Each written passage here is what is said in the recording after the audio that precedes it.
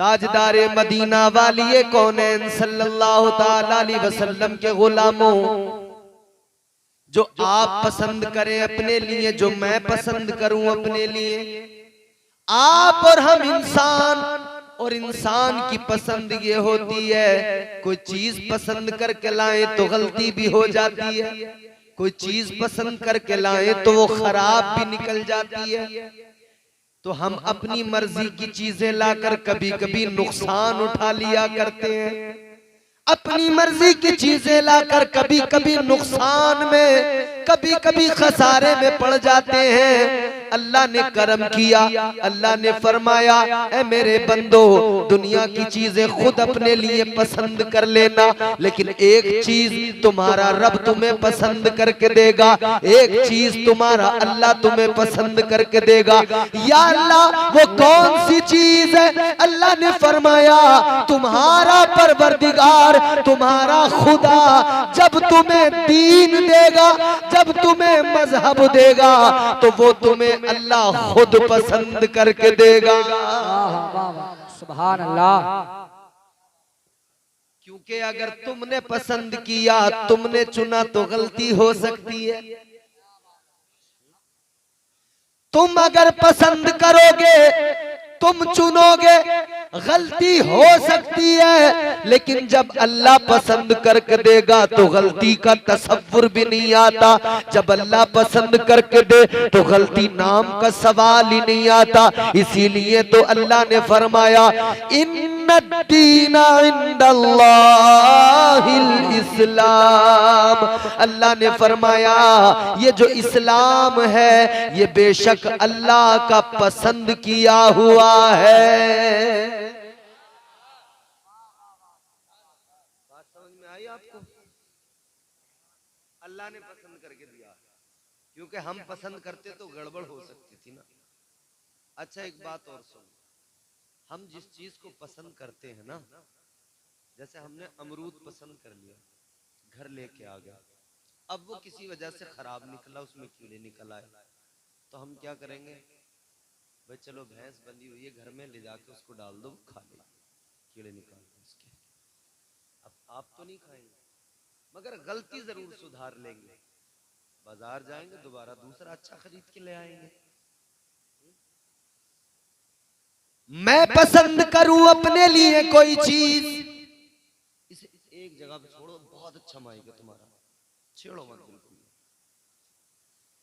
आप अपने लिए कोई चीज पसंद करो, मैं अपने लिए कोई चीज पसंद करूं, अगर खराब ले आऊं तो हमें मौका मिलता है दूसरा कि दोबारा उसको सही कर लो, गलती को दोबारा उसको दुरुस्त कर लो।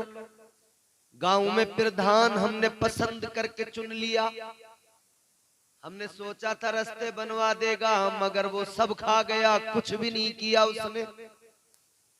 तो हमें 5 साल के बाद में मौका मिल गया कि अब गलती को सुधार लो, अब दूसरे को बना दो। अगर हम अपनी पसंद की चीज में गलती कर जाएं तो मौका मिलता है कि उसको दोबारा से चेंज कर लो, मौका मिल जाता है कि अपनी पसंद जो थी उसमें अगर गलती हो गई है तो अब उसको दोबारा चुन लो, दूसरी चीज ले आओ। लेकिन ये मजहब है मेरे प्यारे, ये दीन है मेरे प्यारे, ये इस्लाम है मेरे अजीजों। अगर मजहब के चुनने में गलती हो गई, जिंदगी का कोई भरोसा नहीं, गलती करके मर गया तो न दुनिया सलामत रहेगी, न कब्र में काम बन सकेगा, न हश्र में काम बन सकेगा। इसीलिए अल्लाह ने फरमाया ऐ मेरे बंदे, हर चीज तू चुन लेना, हर चीज को तू पसंद कर लेना, गलत हो जाए तुझे मौका मिलेगा दोबारा पसंद कर लेना। लेकिन मजहब तुझे तेरा रब पसंद करके दे रहा है, तू मजहब अपने रब का पसंद किया हुआ ले ले। वाह क्या कहने, वाह। ठीक है, अल्लाह का पसंद किया हुआ मजहब मुझे आपको मिल गया।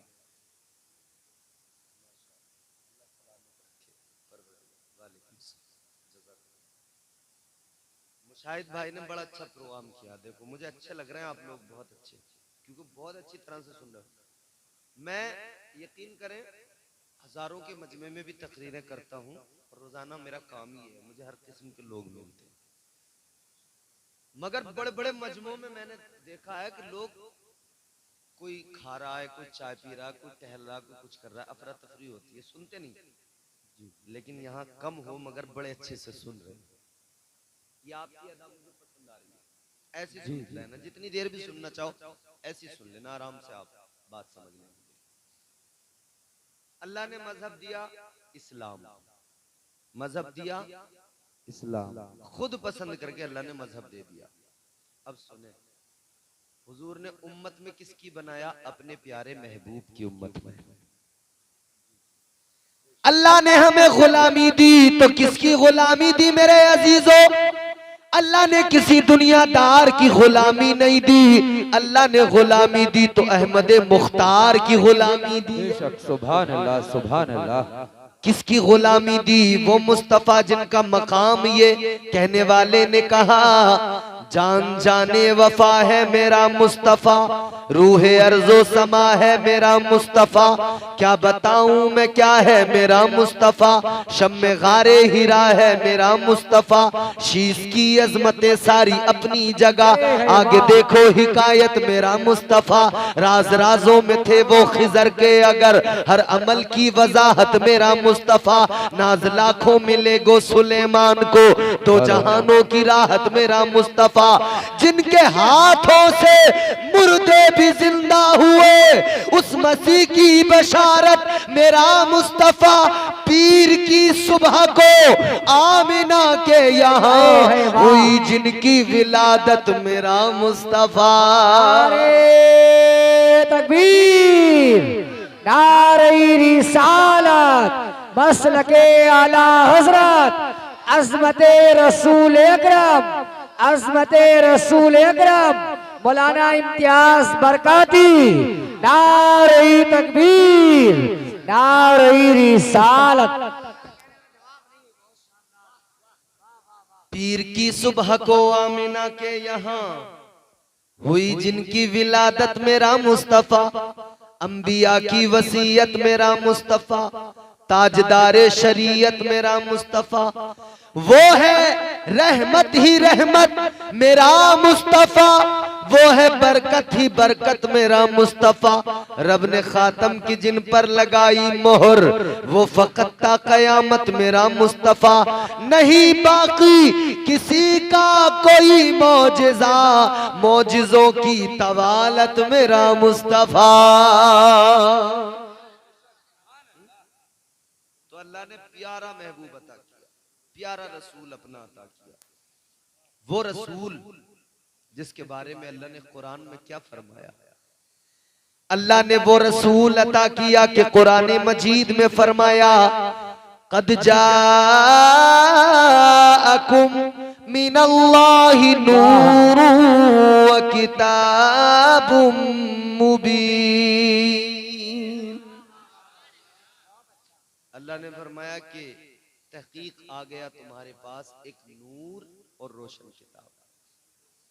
ये नूर क्या है? ये नूर तुम्हारे मेरे नबी की जात है, ये नूर मुस्तफा जाने रहमत की जात है। अल्लाह ने रसूल इतना लाजवाब अता किया कि जब अल्लाह ने प्यारे महबूब की अजमतों का ऐलान किया तो अल्लाह ने कुरान में फरमाया, या अय्युहन नबिय्यु इन्ना अरसलनाका शाहिदन व मुबश्शिरन व नज़ीरा व दाइयन इलल्लाहि बिइज़निही व सिराजन व मुनीरा।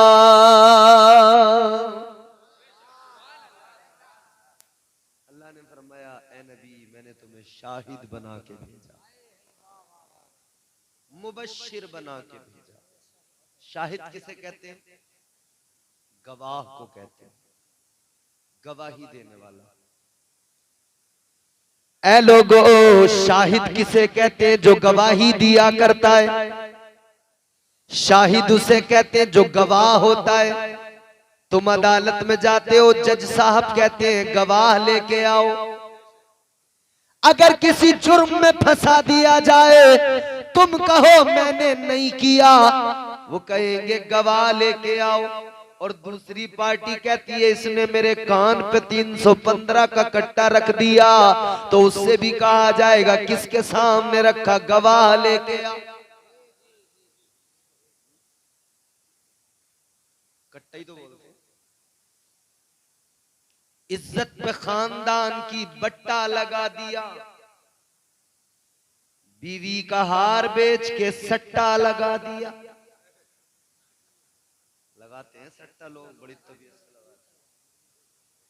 इज्जत पे खानदान की बट्टा लगा दिया, बीवी का हार बेच के सट्टा लगा दिया। इतना कहा था यार बुरे काम छोड़ दे, जालिम ने मेरे कान पे कट्टा लगा दिया।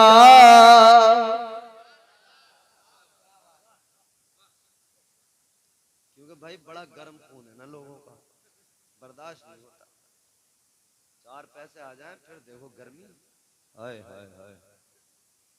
और 4 पैसे वाले की तो बात छोड़ो मियां, जिस पर कुछ नहीं है ना उसकी गर्मी भी देखो।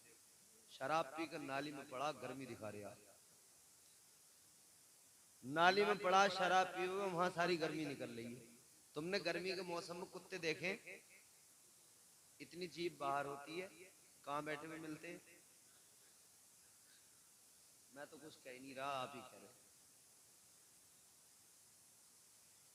याद रखना अल्लाह ने तो इतना करम किया, रसूल लाजवाब दिया।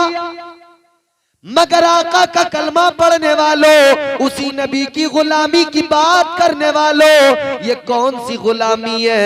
रात दिन सट्टा लगाया जा रहा है। और जैसे गर्मी में नाली में कुत्ते बैठते हैं, तुम गंदी चीज शराब पी के नालियों में पड़ जाते हो। बताओ गलत बात है कि नहीं? देखो बहुत गंदी चीज है शराब, मैं तुम्हें बताऊंगा, मगर पहले सुनो मेरी बात। गवाह की जरूरत पड़ती है अदालत में।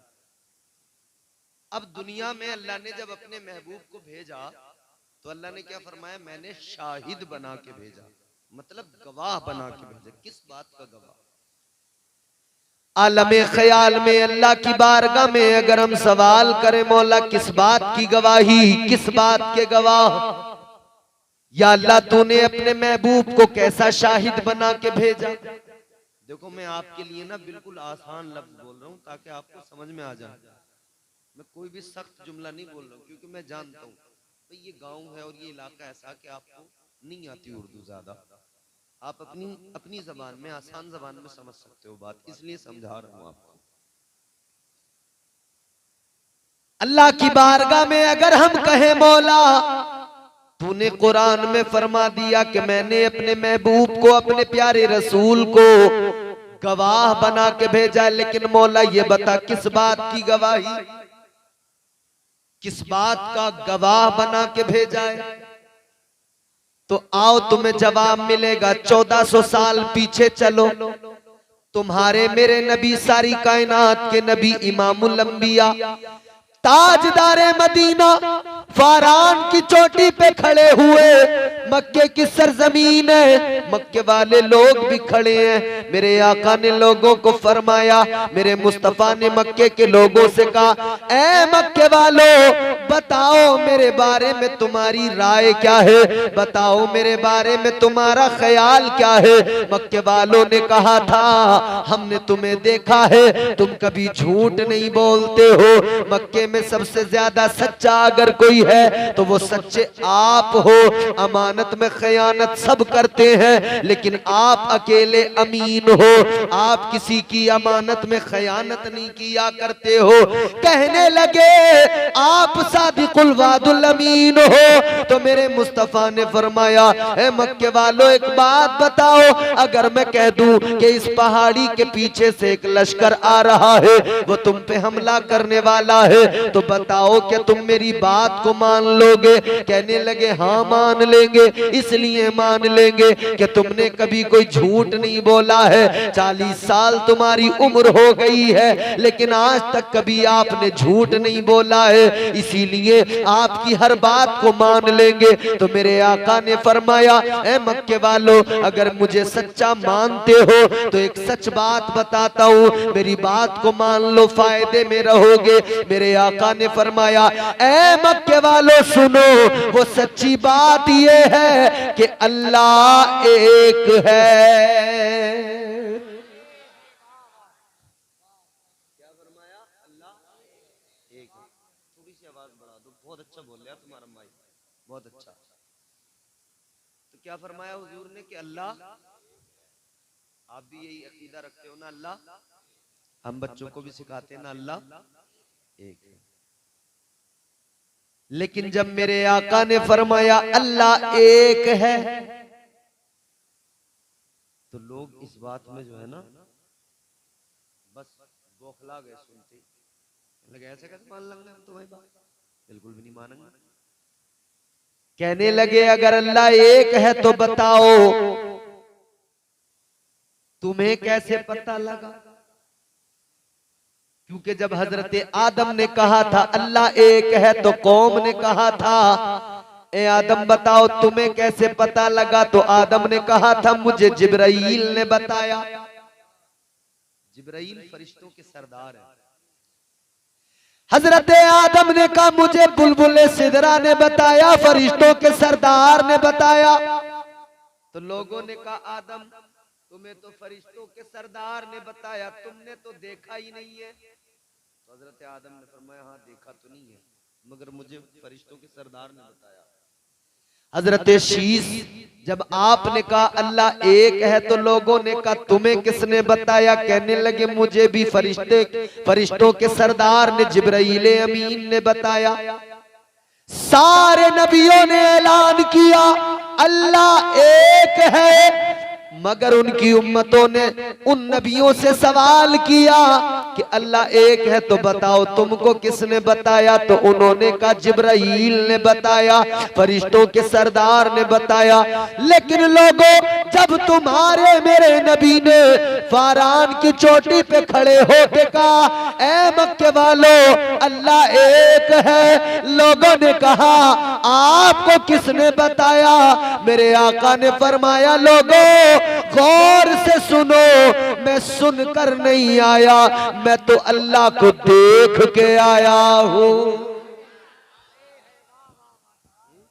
वाह क्या कहने। ये है गवाही। अल्लाह ने फरमाया गवाह बना के भेजा। यानी तुम सुबह को अगर यहाँ जाओ अतरौली, तुमसे कोई पूछे वहां पे कि भाई रात तुम्हारे गांव में जलसा हुआ था, तो तुम कहोगे हाँ हुआ था। कहोगे कि जी एक मौलाना आए थे संभल से, उन्होंने तकरीर की थी। एक मौलाना वसीम अकरम साहब आए थे भमोरी से, उन्होंने तकरीर की थी। इसका मतलब क्या हुआ? आपने वहां जाके गवाही दे दी कि भाई हाँ सच बात है, हुआ था जलसा। तुमने जाके गवाही दी कि जलसा हुआ था, तो मतलब ये हुआ गवाही वो दिया करता है जो देखा करता है, और सुनी सुनाई गवाही जो दे दे वो गवाही कमजोर होती है।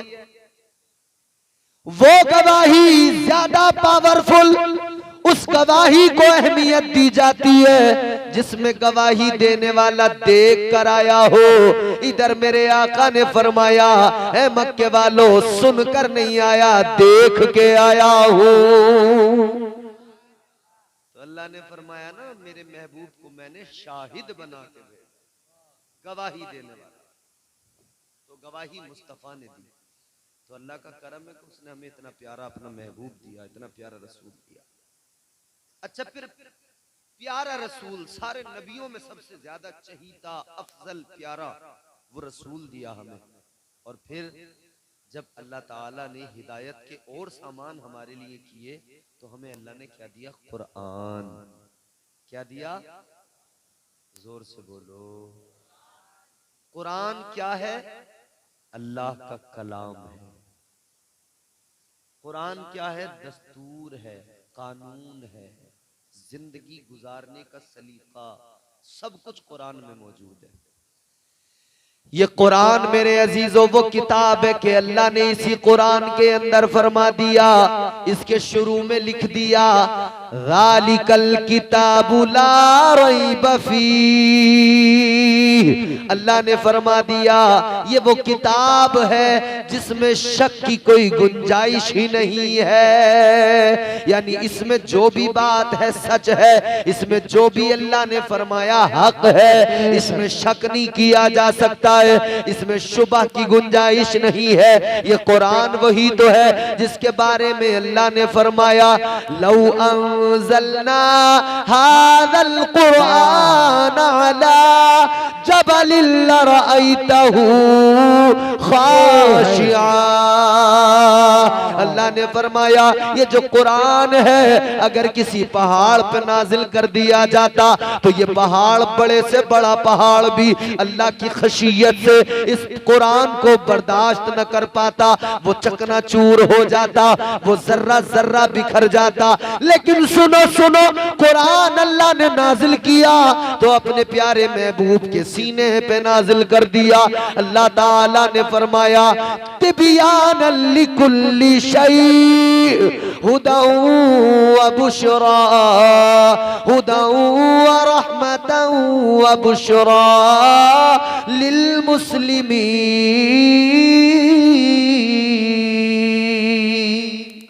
नारे तकबीर, नारे रिसालत, मसलके आला हजरत फैज़ाने सरकारे मदीना अज़मते रसूल अकरम।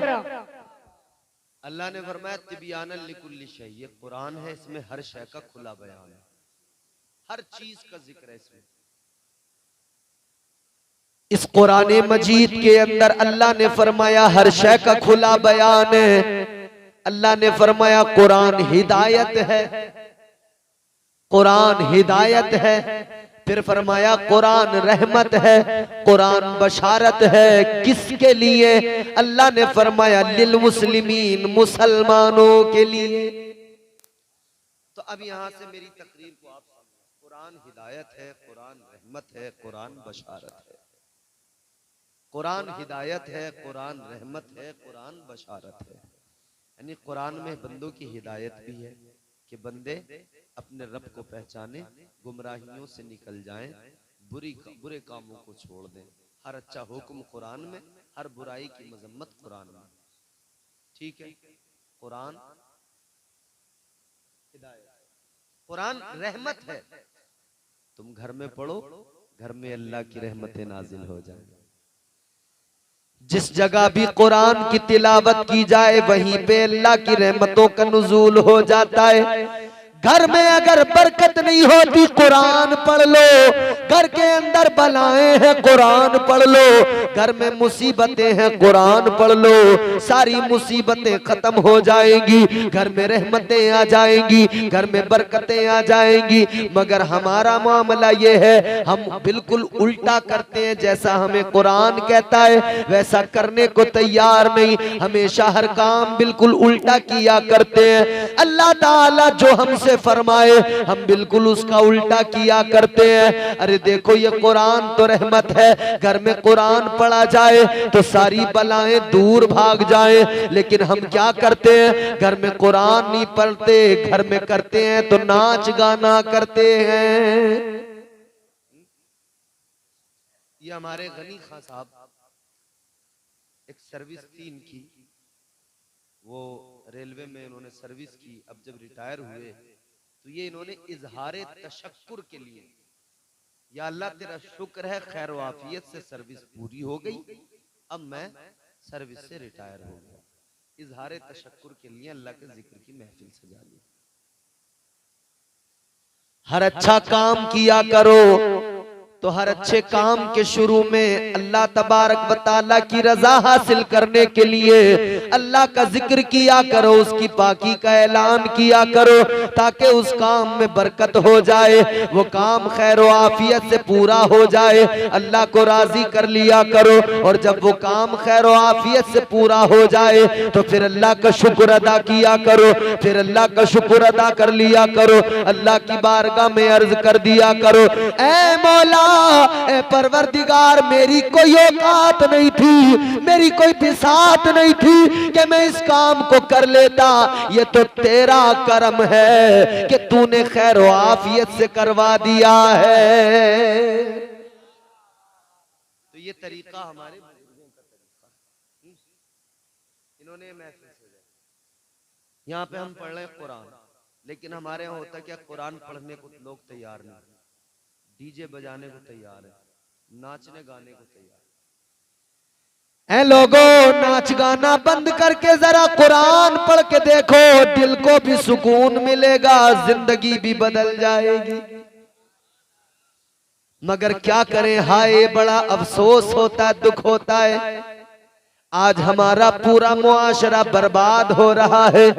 बुराइयां हमारे मुआशरे में बढ़ती जा रही हैं। हमें हर वो काम अच्छा लगता है जिससे शरीयत रोकती है, हर उस काम में हमें मजा आता है जिससे इस्लाम रोकता है। इस्लाम ने कहा, शरीयत ने कहा, ए मुसलमान वो काम कर जिसमें तेरा फायदा हो, लेकिन मुसलमान वो काम करने को तैयार नहीं। ए मुसलमानों, फायदे का काम हर आदमी किया करता है, लेकिन हम हैरान हैं, दुनिया की वाहिद कौम है जो फायदे का काम नहीं करती है, और फायदा अपनी नजर से देखते हैं हम, फायदा अपने एंगल से देखा करते हैं हम समझते हैं कि वाहियात काम करना यही जिंदगी है। ना मेरे प्यारे, ये जिंदगी नहीं है जिसको तुमने जिंदगी समझ लिया है। आज शराब की मस्ती को तुम कहते हो ये मस्ती की दुनिया है, मस्ती का जमाना है। तुम कहते हो शराब पियो, मजे से जिंदगी गुजारो, मस्ती में जिंदगी गुजारो, ऐश करो, चले जाओ। अरे ये कौन सी मस्ती हुई, ये कौन सा ऐश हुआ? ए शराब पीने वाले, ए नशा करने वाले, तुझे शराब पीने का शौक है, तू शराब पीना चाहता है। हाँ, मैं आया हूं तुझे बताने, मैं तुझे एक शराब बताने आया हूं। ए लोगों, शराब पीना चाहते हो, ये बोतलें जो तुम उठा के पीते हो, ये जाम जो तुम पिया करते हो, ये तो बड़ी गंदी शराब है। इस शराब को ना पियो। मैं तुम्हें शराब बताता हूँ, ये शराब तुम पीते हो, रात को पीते हो, सुबह को इसकी मस्ती उतर जाती है, सुबह को पीते हो, शाम को इसकी मस्ती उतर जाती है। ये कैसी शराब है, सुबह को पियो, शाम को उतर जाए। ये कैसी गंदी शराब है, शाम को पियो, रात को उतर जाए। फिर इतनी गंदी शराब, कभी इसे पी के नाली में गिर जाते हो, कभी इसे पी के अपने घर के पैखाने में गिर जाते हो, कभी इसे पी के रास्तों में पड़े नजर आते हो। ए शराब पीने वालों, शराब पीना चाहते हो, ये वाली बोतलें ना उठाओ, ये जाम ना उठाओ जो सुबह को पियो शाम को उतर जाए। ये शराब ना पियो। मैं तुम्हें बताता हूं, अगर शराब पीना चाहते हो तो ऐसी शराब पियो, एक घूंट पिया जाए और जिंदगी भर उसका नशा न उतर पाए। एक घूंट पियो, सारी जिंदगी उसका खुमार रहे।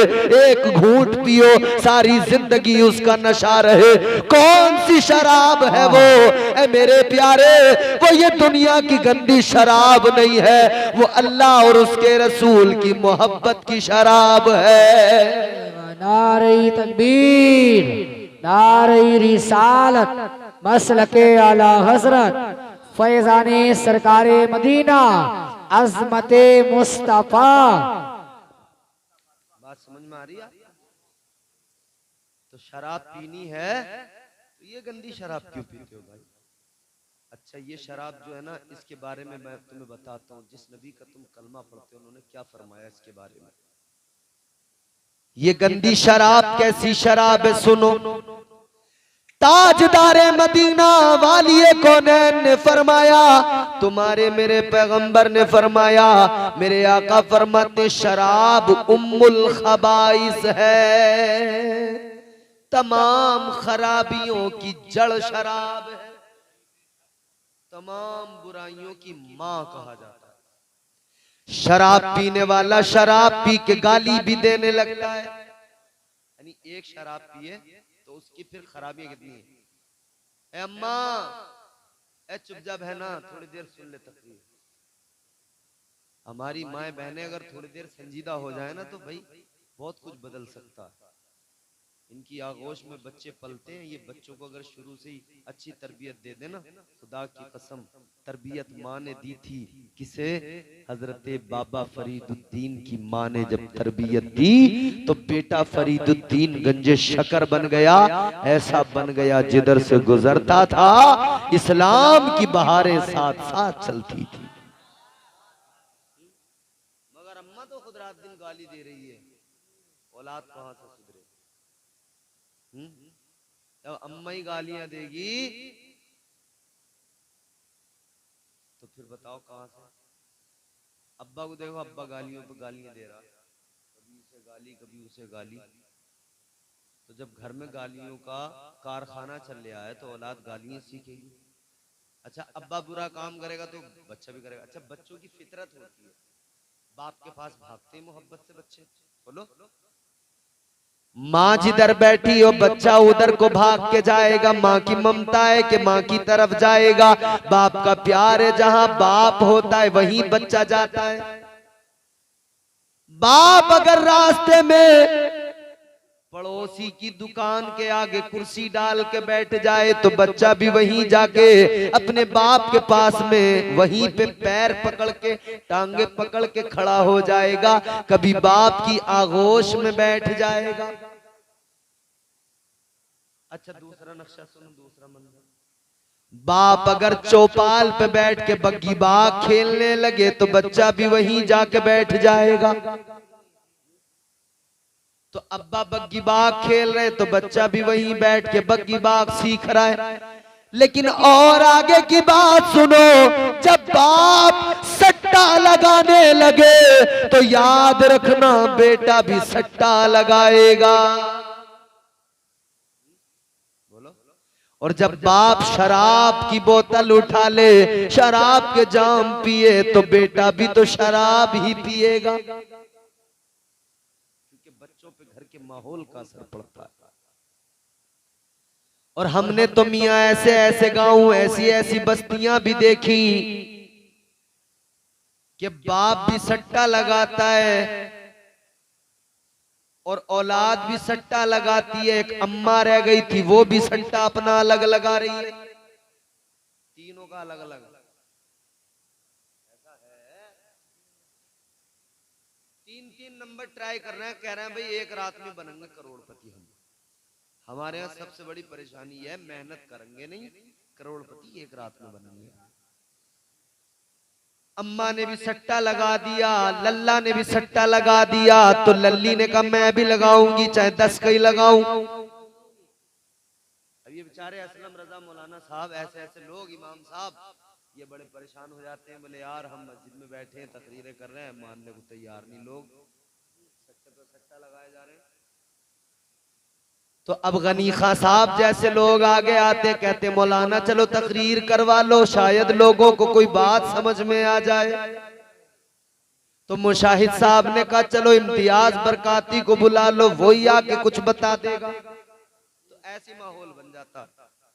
तो ऐसी एक गांव में इमाम साहब थे, बड़ा सट्टा लोग खेलते थे उस गांव में, जिसका देखो यही हाल था, सट्टा सट्टा सट्टा। इमाम साहब को बड़ी फिक्र थी। तो एक लोग अच्छे भले होते ही हैं गांव में, उन्हें भी फिक्र होती है, तो कहने लगे भाई मौलाना करें तो क्या करें, लोग मानते नहीं। बोले यार एक काम करो, जलसा करवा लो गांव में, मौलाना साहब आएंगे तकरीर करेंगे तो लोग जो है वो कुछ सुधरेंगे, सुधर जाएंगे। तो जलसा कर लिया, मौलाना साहब को बुला लिया, लोग भी सुनने आ गए, सटोरे भी आ गए सुनने। बन की लकड़ी आई, फिर एक से एक खतरनाक सट्टे वाला बैठा था जलसे में। मौलाना समझ रहे थे मेरी तकरीर सुनना है, वो तो अपनी जुगाड़ में आए थे। मौलाना साहब ने तकरीर शुरू कर दी। मौलाना साहब तकरीर करते करते कहने लगे, ए लोगों बड़ा अफसोस होता है, हमें पता लगा इस गांव की हालत ये है। अब मौलाना गांव की हालत बता रहे हैं। बताया गया अभी लोग सट्टा खेलते हैं। तो मौलाना साहब कहने लगे बड़े शर्म की बात है, अफसोस होता है। वो मौलाना कहने लगे मुझे पता लगा है इस गांव के अंदर 99% लोग सट्टा खेलते हैं। मौलाना समझाने की बात कर रहे थे, जैसे मौलाना की जबान पे 99 आया, सट्टे वालों ने एक दूसरे की तरफ को देख के सर हिलाया, बोले मौलाना ने दे दिया नंबर, हो गया काम।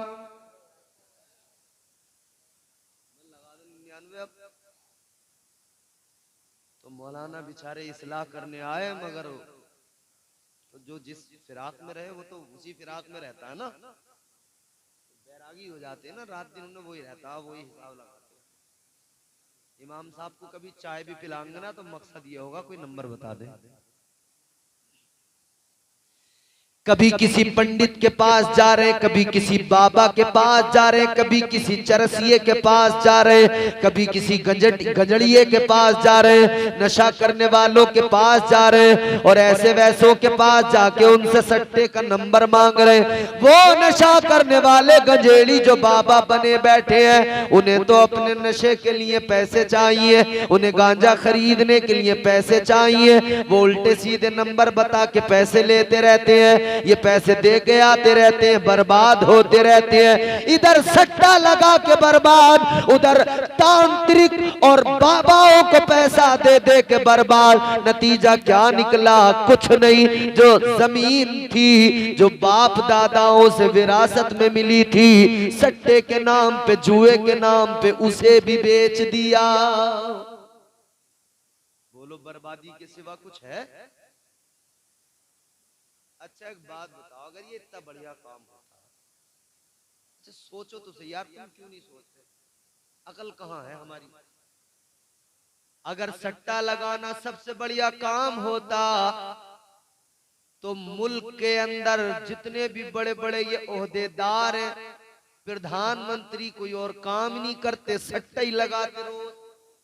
बोलो अगर इतने फायदे का इतना बढ़िया काम होता तो मोदी जी रोज सट्टा लगाया करते।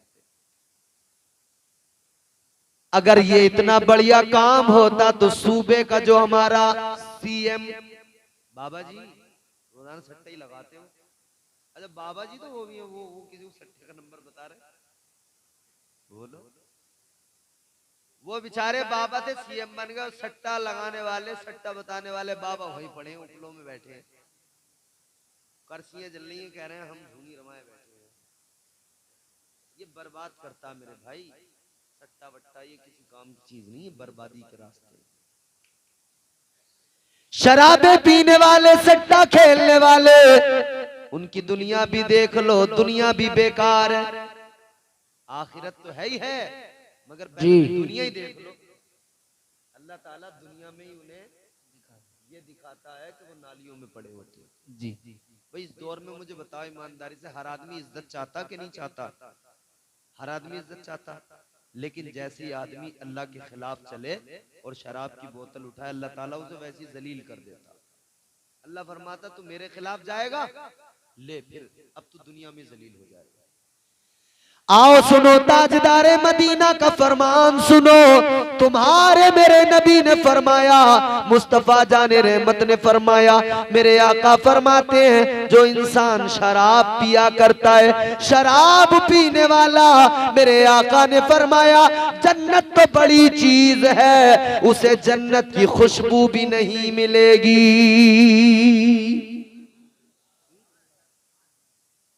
मेरे आका ने फरमाया लोगो शराब तो इतनी गंदी चीज है, तुम तो तमन्ना करते हो जन्नत में जाने की, मगर सुनो आका ने फरमाया जन्नत तो बड़ी चीज है, जन्नत की खुशबू भी नहीं मिलेगी। तुम्हारे मेरे नबी ने फरमाया, अल्लाह के महबूब ने फरमाया शराब कितनी गंदी चीज है, शराब कितनी गंदी चीज है। मुस्तफा जाने रहमत ने फरमाया अगर किसी इंसान ने एक कतरा, कितनी, एक कतरा शराब, एक कतरा शराब उसके हल्क से उतर गई, फरमाया गया एक कतरा अगर हल्क से उतरी वो इतनी गंदी है, और उस गंदी चीज ने एक कतरे ने इसे इतना गंदा बना दिया। फरमाया गया 40 रोज तक ये गंदा रहेगा, न इसकी कोई नमाज कबूल होगी, न इसकी कोई दुआ कबूल होगी।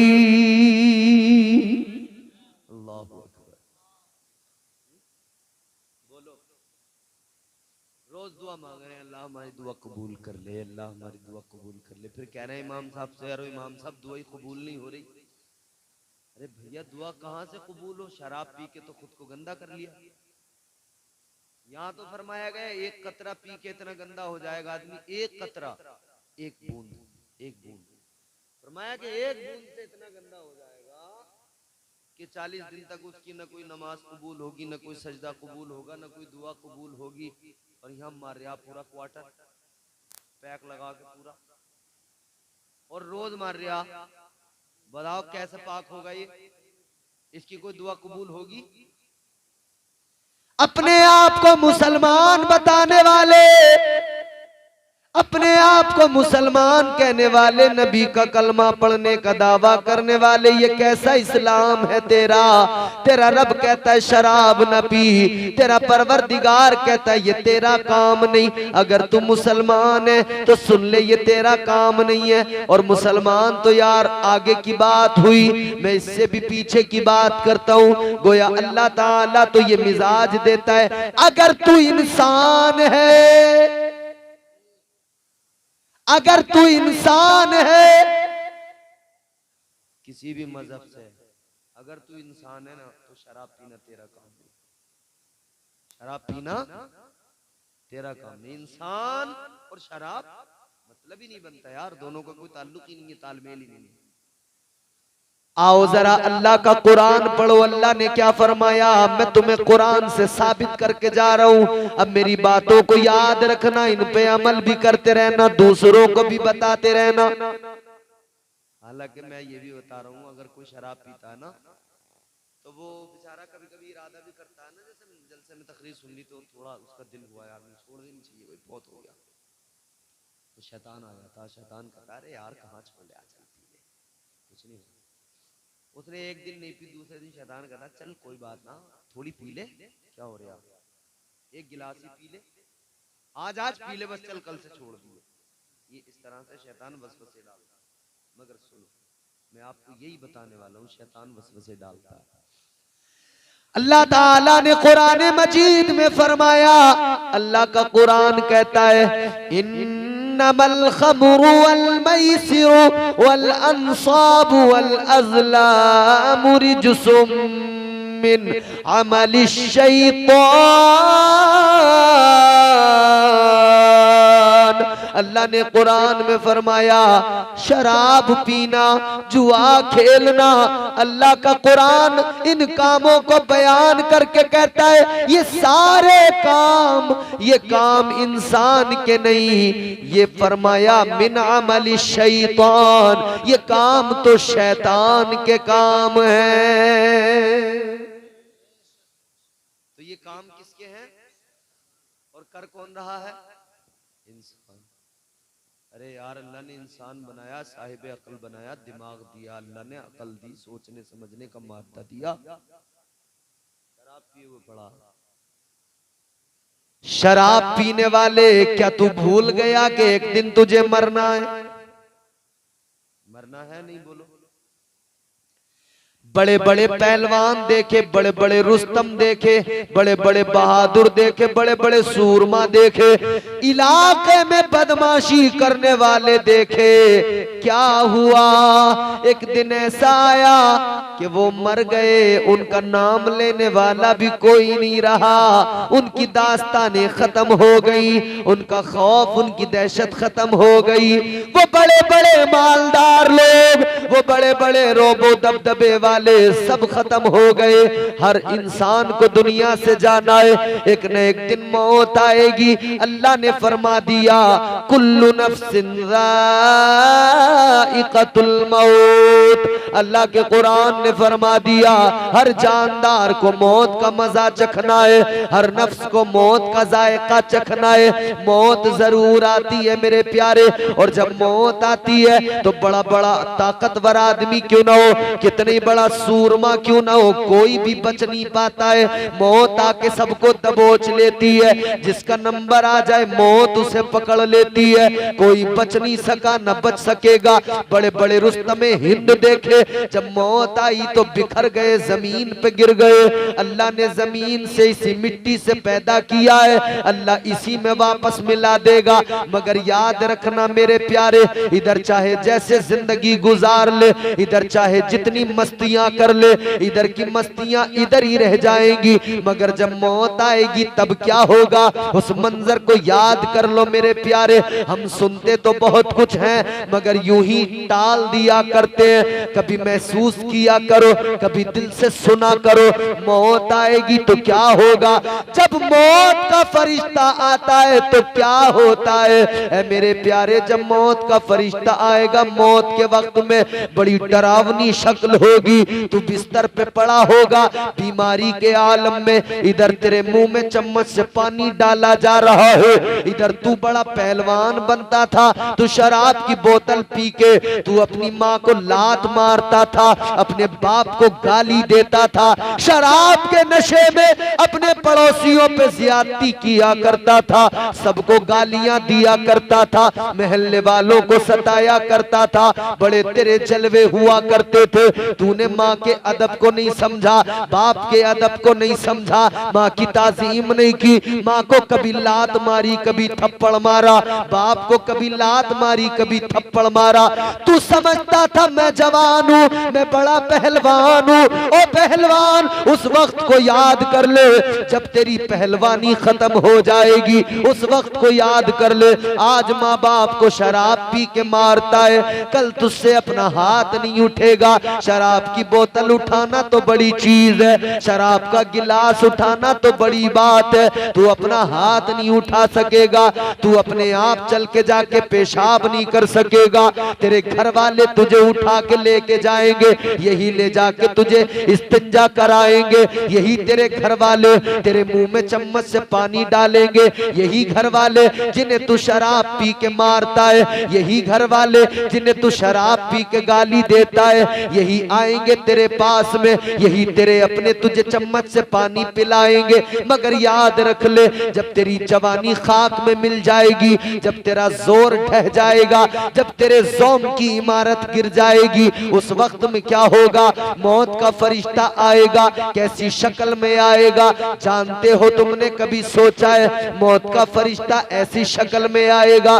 फरमाया गया कि देखते ही वो मुर्दा, वो चाहेगा मैं चीखूं चिल्लाऊं, मैं लोगों को बताऊं, वो अंदर ही अंदर तड़प रहा होगा, अंदर ही अंदर बेचैन होगा। इतना बेचैन, इतना बेचैन, इतना बेचैन कि वो अंदर ही अंदर ऐसा लग रहा होगा कि इस बेचैनी में मैं फट जाऊंगा, इस बेचैनी में मेरे जिस्म की नसें फट जाएंगी, इतनी बेचैनी होगी। मगर सुनो मेरे प्यारे, उसे चीखने की इजाजत नहीं है, उसे चिल्लाने की इजाजत नहीं है। वो उस हैबत में तड़पता रहेगा, उस खौफ में तड़पता रहेगा, उस खौफ उस हैबत के आलम में बिस्तरे मर्ग पे पड़ा सिसकता रहेगा, तड़पता रहेगा। मौत का फरिश्ता किस हाल में आएगा, आओ मेरे प्यारे मैं तुम्हें समझाता हूँ। अल्लाह के प्यारे पैगंबर जनाबे हजरत इब्राहीम अलैहिस्सलाम, आपकी बारगाह में मलकुल मौत, मौत का फरिश्ता आया। मौत के फरिश्ते से दोस्ती है, मौत के फरिश्ते से बड़े अच्छे मामलात हैं। अल्लाह के पैगंबर ने फरमाया, ऐ मौत के फरिश्ते इतना बता दो, जब तुम किसी की रूह निकालने जाते हो तो किस हाल में जाते हो। मौत के फरिश्ते ने कहा, ऐ अल्लाह के पैगंबर, दो शक्लें होती हैं मेरी। जब मैं नेक लोगों के पास जाता हूँ मेरी शक्ल अलग होती है, जब मैं गुनाहगार के पास जाता हूँ मेरी शक्ल अलग होती है। हजरत इब्राहीम ने फरमाया दिखाओ। अब इसने दिखाया, कहा ऐ अल्लाह के पैगंबर जरा अपना चेहरा उधर करो। आपने चेहरा दूसरी तरफ किया, फरिश्ते ने कहा अब मेरी तरफ देखो। हजरत इब्राहिम ने फरिश्ते की तरफ देखा, मौत के फरिश्ते को देखा तो आपने देखा मौत का फरिश्ता बड़े खूबसूरत बनके, बड़ा हसीनो जमील बनके, चेहरे से नूर निकल रहा है, आंखों से नूर निकल रहा है, दांतों से नूर की किरणें निकल रही है, मुस्कुरा रहा है, नूर का पैकर बनके सफेद शफाफ लिबास में खड़ा है। हजरत इब्राहिम ने देखा, तबीयत खुश हो गई। आपने फरमाया कि इस हाल में तुम जाते हो, कहा मैं मोमिनों के पास, अहले ईमान के पास और नेक परहेजगारों के पास इस हाल में जाता हूँ। हजरत इब्राहिम ने फरमाया इस हाल में तुम जिसके पास चले जाओ वो तुम्हें देख के इतना खुश हो जाएगा कि फिर उसे तुम्हें देखने के बाद में जन्नत की भी तमन्ना नहीं रहेगी। ये तो उसकी खुशी होगी, मगर अब सुनो, हजरत इब्राहिम ने फरमाया दूसरी वाली शक्ल भी दिखाओ, दूसरा वाला भी तो हुलिया दिखाओ, कैसे जाते हो गुनाहगार के पास, शराब पीने वाले, सट्टा खेलने वाले, जुआ खेलने वाले, जिना करने वाले, बुराइयां करने वाले, जरा दिल पे हाथ रख के सुने। अल्लाह के प्यारे पैगंबर जनाब इब्राहिम ने फरमाया ए मौत के फरिश्ते वो शक्ल भी दिखा दो कि जिस शक्ल में तुम मोमिनों, जिस शक्ल में तुम गुनाहगारों के पास जाते हो, जिस शक्ल में तुम गैर मुस्लिमों के पास जाते हो, वो शक्ल भी दिखा दो। अल्लाह अकबर कबीरा। अब फरिश्ते ने कहा जरा उधर देखिए। हजरत इब्राहिम ने दूसरी तरफ देखा, अब जैसे कहा कि इधर देख लो, हजरत इब्राहिम ने जैसे मुड़ के देखा, हजरत इब्राहिम ने फरिश्ते पे नजर डाली है, खुदा की कसम हजरत इब्राहिम अलैहिस्सलाम बेहोश होके गिर गए, गश खा के जमीन पे गिर गए। ए भैया इधर देख ले, जरा मेरी बात सुन ले। इधर इधर इधर इधर, मैं तुम्हें इतनी मोहब्बत से सुना रहा हूँ, प्यार से सुनो बेटा, गड़बड़ ना करो। बात अगर अच्छी नहीं लग रही हो तो बताओ। अरे बात समझ में ना आ रही, बता दियो। आ रही है तो सुन लो जरा। अब मैं तुमसे कुछ दिल की बातें कर रहा हूँ, समझ रहे? दिल की बातें कर रहा हूँ। मैं तुम्हें तकदीर के जौहर नहीं दिखा रहा, मैं चाह रहा हूँ कुछ बातें तुम्हें पहुंच जाएं। हम और आप भाई कुछ सुनेंगे तभी तो कुछ दिल हमारा बदलेगा ना। बताओ ऐसे क्या बदलेगा? हम तो ऐसे जी रहे हैं, इस जीने का क्या फायदा है? आका के गुलामों, मुस्तफा जाने रहमत का कलमा पढ़ने वालों, गौर करो, मौत तो हर इंसान को आएगी, कोई भी नहीं बच पाएगा, मगर सुनो, गौर से सुनो। हजरत इब्राहिम ने मौत के फरिश्ते से कहा वो चेहरा दिखाओ जिस चेहरे में तुम गुनाहगारों के पास जाते हो। अब गौर करो, जैसे हजरत इब्राहिम अलैहिस्सलाम से मौत के फरिश्ते ने कहा ए अल्लाह के पैगंबर अब मेरा वो हुलिया देख लो। अब जैसे मुड़ के देखा है, हजरत इब्राहिम ने मुड़ के देखा, गश खा के गिर गए, बेहोश हो गए, जमीन पे गिर गए। अब थोड़ी देर के बाद में जब होश आया तो मौत का फरिश्ता भी अपनी असल हालत में आ गया था। अब मौत के फरिश्ते को हजरत इब्राहिम ने देखा, मौत के फरिश्ते ने फरमाया क्या हुआ? अर्ज किया क्या हुआ? हे अल्लाह के पैगंबर क्या मामला हुआ? अल्लाह के पैगंबर ने फरमाया, हजरत इब्राहिम ने फरमाया ए मौत के फरिश्ते, ए मलकुल मौत, वो ऐसा चेहरा मैंने देखा है कि तुम्हारे दांतों से आग निकल रही थी, मुंह के अंदर से आग निकल रही थी, आंखों से आग के शोले निकल रहे थे, पैर तहतुस सरा के अंदर थे, सर देखा तो बहुत बुलंदी पे, आसमानों की बुलंदी पे सर था, इतनी बुलंदी पे सर था, इतना बड़ा कद था, इतना बड़ा कद होने के साथ में चेहरा बड़ा डरावना था, आग के शोले जिस्म से निकल रहे थे। आपने फरमाया इतना खतरनाक हुलिया, इतना खतरनाक चेहरा कि देख के मैं बर्दाश्त न कर सका, मैं बेहोश हो गया। हजरत इब्राहीम अलैहिस्सलाम से फरिश्ता कहने लगा, जब मैं गुनाहगारों के पास जाता हूँ, इसी शक्ल में जाता हूँ, इसी हुलिये में जाता हूँ। हजरत इब्राहीम ने फरमाया, अगर इस हालत में, इस हुलिये में, इस शक्ल में कोई इंसान ऐ मौत के फरिश्ते तुमको देख ले, तो जहन्नम से पहले वो तुम्हें देख के समझेगा कि जहन्नम का अजाब भी इतना बड़ा नहीं होगा। वो तुम्हें देख के इतना डर जाएगा, घबरा जाएगा, उसकी बेचैनी, उसकी हालत ये होगी कि उसे उस वक्त में जहन्नम का अजाब भी हल्का लगेगा। अल्लाह अकबर। यानी इतनी खतरनाक शक्ल में आएंगे वो मौत का फरिश्ता कि देखने वाला ना ये सोचेगा कि यार जहन्नम का अजाब भी इससे ज्यादा नहीं होगा, मगर जहन्नम तो जहन्नम है मेरे भाई। ये तमाम काम शैतान के काम है, छोड़ दो खुदा के लिए, वरना याद रखना जवानी तो एक न एक दिन जाएगी। अपने आगे की नस्ल को देख लिया कर, पीछे वाले समझ ले। जिनकी कभी जवानी थी, बड़ी ताकत थी, आज उनकी कमर झुक गई। जो जवानी में बड़े पहलवान थे, आज वो डंडे के सहारे, लाठी के सहारे चलते हैं। मगर सुनो, जब मौत का फरिश्ता आएगा, दर्द बहुत होगा, तकलीफ बहुत होगी। कितनी तकलीफ होगी, सुनो कितनी तकलीफ होती है। हाय हाय हाय। हम तो बड़ा आसान समझते हैं मरना। हम समझते हैं कि भैया 30 सेकंड में आदमी मर जाता है ना वसीम साहब। हम लोग तो ये समझते हैं ना भाई, मरने वाला बीमार आदमी लेटा है, उसके मुंह में चम्मच से पानी डालना, एक चम्मच डाला, उसने पी लिया, हलक से उतर गया। दूसरा डाला तो पता लगा पानी वही रुका हुआ, हलक से उतर नहीं रहा, तो पता लगा कि अब ये मर चुका है। कितना ही तो टाइम लगता, एक चम्मच तो पानी पी लिया था, दूसरा डाला तो दम निकल गया। कितना टाइम लगा? हमने कहा यार बड़ा आसान है मरना। हम लोग सोच लेते हैं लो जी कितना टाइम लगा, 10 सेकंड लगे, 30 सेकंड लगे। किसी ने गोली चलाई, इधर से गोली चली, दूसरे के सीने में लगी, वो तड़प के वहीं पे मर गया। हमने कहा 30 सेकंड लगे मरने में, कोई भी मुश्किल काम नहीं मरना। लोग समझते बड़ा आसान है मरना।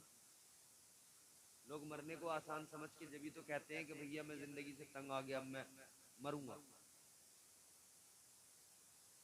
तो कहते हैं मैं पानी में कूद के जान दे दूं, मैं ट्रेन के नीचे आके जान दे दूं, यहाँ मर जाऊंगा वहां मर जाऊंगा। तो लोग आसान समझते हैं ना मरना, और मरना भी कोई नहीं चाहता। और दुनिया की तकलीफों को देख के अगर कोई समझे कि ये काम मैं कर लूं, मर जाऊं और यहाँ से मुझे तमाम परेशानियों से छुटकारा मिल जाएगा, मेरे भाई ये कुछ भी परेशानियां नहीं है। उधर वालियों को अगर तुम देख लो ना, उन्हें सिर्फ सुन लो तो तुम्हें यहाँ की परेशानियां कुछ परेशानियां ही नहीं लगेंगी। वहां की परेशानियां जानते हो? पहले मैं ये बताऊं कि मरना कितना आसान है और कितना मुश्किल है। ऐ लोगों, हम लोग समझते हैं मरना बड़ा आसान है, मगर सुनो, अल्लाह के प्यारे पैगंबर जनाबे हजरत मूसा अलैहिस्सलाम, हजरत मूसा अलैहिस्सलाम ने फरमाया मरना इतना आसान नहीं होता। हजरत मूसा ने फरमाया मौत जब आती है, मरने वाले को इतनी तकलीफ होती है, इतनी तकलीफ होती है जैसे जिंदा बकरी हो और जिंदा बकरी की खाल पकड़ के खींची जाए तो जितनी तकलीफ उस बकरी को होती है, उससे भी ज्यादा मरने वाले को मौत के वक्त तकलीफ होती है। आसान तो नहीं है ना मरना।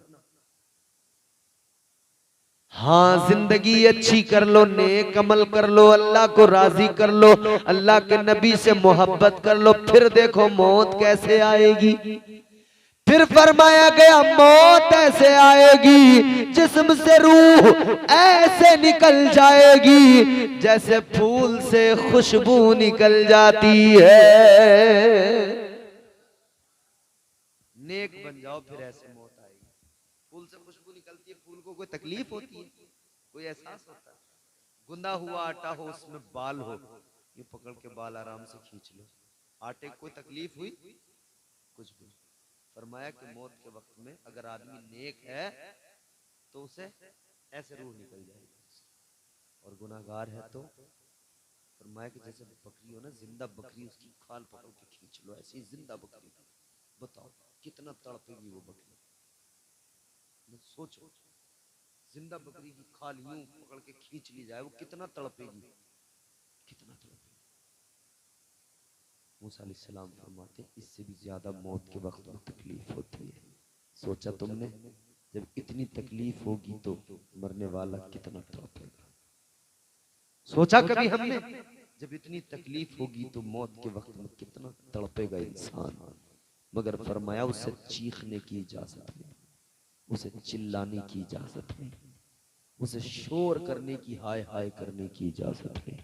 तकलीफ होगी, दर्द होगा, बहुत परेशानी होगी, मगर चीख नहीं सकता, किसी को बता नहीं सकता कि तकलीफ कितनी है, किसी से कह नहीं सकता कि परेशानी कितनी है। फरमाया फिर कब्र में जब जाता है ना बंदा, कितनी बड़ा रुस्तम हिंद हो, कितनी बड़ा अमीर हो, मालदार हो, कोई भी हो, जाना उसे कब्र में ही है। इधर चाहे उसने खूब जुए के अड्डे चलाए हों, सट्टे के अड्डे चलाए हों, उसने शराब की फैक्ट्री है, शराब की भट्टियां लगाई हों उसने, मगर जब कब्र में जाता है ना तो 2 ही गज जमीन उसे मिलती है, 2 ही गज सबको मिलती है, उतनी जमीन में उसको ताजदारे मदीना वाली कौनैन सल्लल्लाहु ताला अलैहि वसल्लम ने इरशाद फरमाया, जब बंदा कब्र में जाता है तो कब्र दबाया करती है हर इंसान को। नेक आदमी कब्र में जाए, कब्र उसे भी दबाती है, और गुनाहगार कब्र में जाए, कब्र उसे भी दबाती है। कोई भी जाए, नेक जाए या गुनाहगार। मेरे भाई, सबको मरना है ना, बोलो मरना है ना, कब्र में भी जाना है ना। मरना सबको है, कब्र में सबको जाना है, मगर सुनो मेरे आका ने फरमाया कब्र सबको दबाएगी, गुनाहगार को भी दबाएगी, नेक को भी दबाएगी। मगर सुन मेरे प्यारे, जब गुनाहगार को दबाएगी तो अंदाज क्या होगा, इधर वाली पसलियां, इधर वाली पसलियों के अंदर, पसलियां ना इधर की, इधर इधर की टूटने लगेंगी, चटकने लगेंगी, टूटने की आवाजें निकलेंगी, और इन आवाजों को सिर्फ इंसान नहीं सुनता, बाकी तमाम मखलूकात सुनती हैं, जानवर सुनते हैं। तुमने देखा होगा कब्रिस्तान में जानवरों को, किसी कब्र के करीब में जानवर कभी चौंकता है, कभी रुकता है, कभी चलता है, कभी भागता है, देखा है ना। इन आवाजों को जानवर सुना करते हैं। एक हम है कि हमें ये आवाजें नहीं आती, तभी तो हम कब्रिस्तान से भी बड़े मजे से गुजर जाते हैं ना, हमें एहसास नहीं होता। इंसान को देखो दुनिया में फरमाने मोहम्मद भूल गया, इंसान को देखो दुनिया में फरमाने मोहम्मद भूल गया। अखबार तो पढ़ना सीख लिया, कुरान को पढ़ना भूल गया।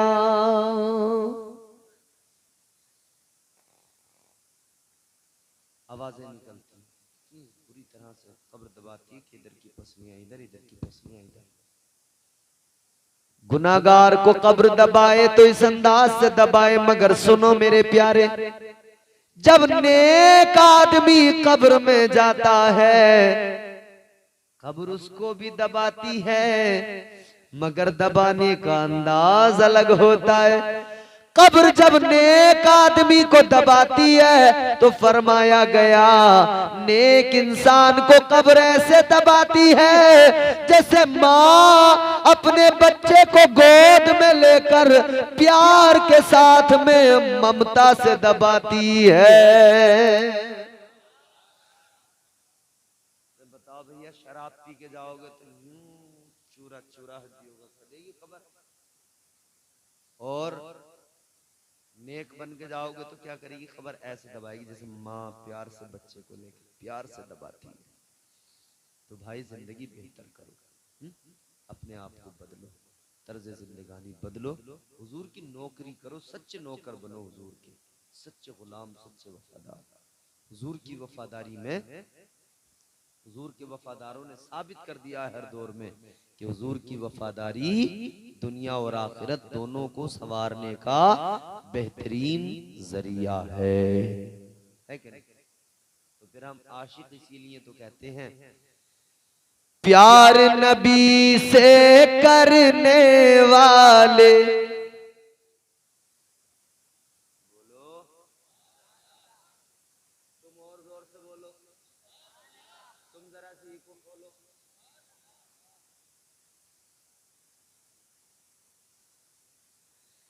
प्यार नबी से करने वाले कल भी थे और आज भी हैं।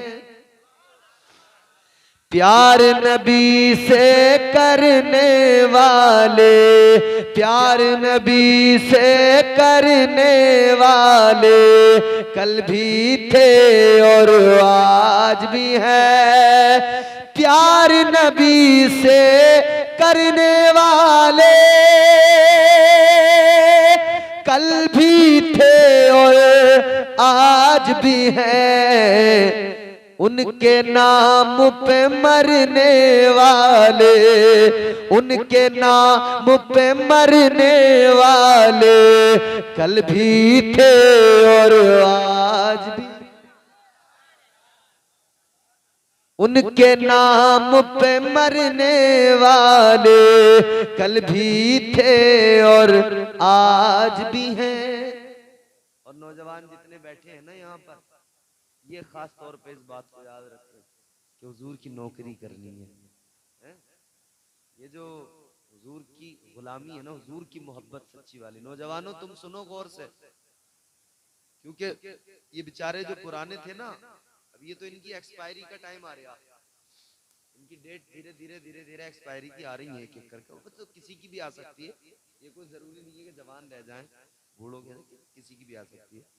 लेकिन एज के हिसाब से, उम्र के हिसाब से, तो न्यू जनरेशन जो है ना, उसे तो चाहिए कि वो सब चक्कर छोड़ दे, बस बस इतना करे कि हुजूर की गुलामी को दिल से कबूल कर ले, हुजूर के आशिक बन जाए। ये गली गली में जो ये झूठी आशिकी चल रही है ना, ये बाबू सोना वाली, ये वाली छोड़ के ना हुजूर के आशिक बन जाए। उनके नाम पे मरने वाले, उनके नाम पे मरने वाले कल भी थे और आज भी हैं। चाहे कोई तूफान आए उनकी निस्बत के सदके, चाहे कोई तूफान आए उनकी निस्बत के सदके, दरिया पार उतरने वाले, दरिया पार उतरने वाले कल भी थे और आज भी हैं। दरिया पार उतरने वाले कल भी थे और आज भी हैं। उनके नाम पे मरने वाले कल भी थे और आज भी हैं और क़यामत तक रहेंगे। तो याद रहे, अल्लाह ने मजहब प्यारा दिया, रसूल प्यारा दिया, इसी मजहब पे कायम और दायम रहो, सलीके से जिंदगी गुजारो, इस तरह से गुजारो जिस तरह किसी ने कहा, कहने वाले ने बड़ी प्यारी बात कही। क्या कहा? जिंदगी इतने सलीके से गुजारी जाए। क्या सलीका है? सुने, जिंदगी इतने सलीके से गुजारी जाए, जिंदगी इतने सलीके से गुजारी जाए, जैसे चादर कोई कांटों से उतारी जाए। कांटों पे चादर पड़ी हो तो उसे ऐसी खींच लोगे तो फट जाएगी। कैसे उतारते? आराम से, प्यार से, फट ना जाए। जिंदगी को भी इसी तरीके से सलीके से गुजारो, इंशाअल्लाह मजा आएगा जिंदगी गुजारने में। कब्र भी संवर जाएगी, हश्र भी संवर जाएगी। अल्लाह मुझे आपको नेक अमल की तौफीक दे। जो कुछ हमने बयान किया, अल्लाह परवरदिगार अपने फजलो करम से जो हमसे गलतियां हो गई उनको मुआफ फरमाए। अस्तगफिरुल्लाह रब्बी मिन कुल्लि ज़ंबि व अतूबु इलैह। देखो, खुलूस इतना कि दोनों का काम चल जाए, अब इस कदर भी ना चाहो कि दम निकल जाए। समझ रहे हो? हमें रोज बोलना होता है, हम आदमी है, मशीन नहीं है। हम अब फिर कल अपनी नई मंजिल पे पहुंचेंगे, अल्हम्दुलिल्लाह वहां बोलेंगे, फिर आगे ये सिलसिला चलता रहेगा। जिंदगी रही तो फिर कभी आएंगे, फिर मुलाकात होगी इंशाअल्लाह ताला। और अगली बार मैं देखूंगा जब भी आऊंगा कि यहाँ के कुछ लोग मुझे जरूर बदले हुए मिलेंगे, कुछ लोग जरूर मुझे यहाँ के बदले हुए मिलेंगे। कुछ लोगों में इनकलाब की रमक नजर आएगी, कुछ लोगों के दिलों में हुजूर का इश्क नजर आएगा, कुछ लोगों के चेहरे बताएंगे कि हम मुस्तफा के गुलाम बन गए हैं, कुछ लोगों का लिबास बताएगा कि हम मुस्तफा के गुलाम बन गए हैं, कुछ लोगों की पेशानियां सजदों की चमक से ऐसी मुनव्वर होंगी कि उनके चेहरे बताएंगे हम मुस्तफा के गुलाम बन गए। इंशाअल्लाह बताएंगे, नहीं बताएंगे?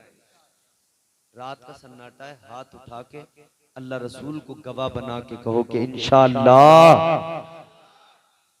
हाँ, कुछ लोग सोचते हैं कि यार हाथ उठा लिया तो फिर फंस जाएंगे, भाई फिर तो मामला।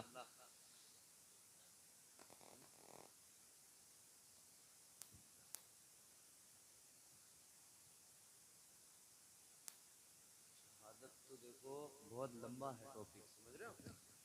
शहादत होता बहुत लंबा टॉपिक। इंशाअल्लाह कभी मुहर्रम में या उस टाइम में कभी आना हुआ या कभी भी आना हुआ, अगली बार में ये वाली फरमाइश पूरी कर देंगे। आज का कोटा पूरा हो गया है, मगर आपको मैं एक दो शेर जरूर सुना दूंगा, आप कह रहे हो तब, है नहीं?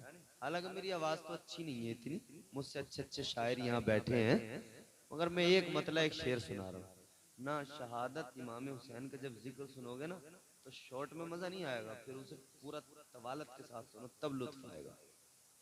मैं इमाम हुसैन के हवाले से आपको 4 मिसरे सुना रहा हूँ और फिर उसके बाद में ज़हमत तमाम।